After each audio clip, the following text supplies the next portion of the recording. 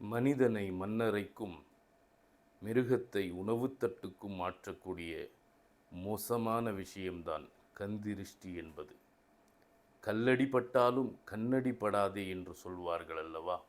அப்பேற்பட்ட கண் திருஷ்டியினுடைய பாதிப்புகளில் மிக முக்கியமானவைகள் ஆத்மார்த்த ரீதியான பலகீனத்தை ஏற்படுத்தும், பொருளாதாரத்தில் முழுமையான முடக்கத்தை ஏற்படுத்தும், மட்டுமல்ல இபாதத்துகளில் ஆர்வத்தை மிகவும் குறைத்துவிடும்.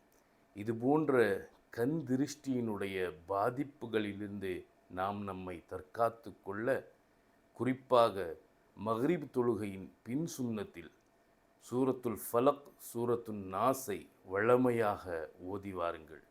உங்கள் வீடுகளில் நிலை கண்ணாடி இருந்தால் அந்த நிலை கண்ணாடியில் உங்களை நீங்கள் பார்த்து கொண்டே பிஸ்மில்லாஹி மாஷா அல்லாஹ் லா கூவத்த இல்லா பில்லாஹ் என்பதை தினமும் 11 முறை சொல்லி வாருங்கள்.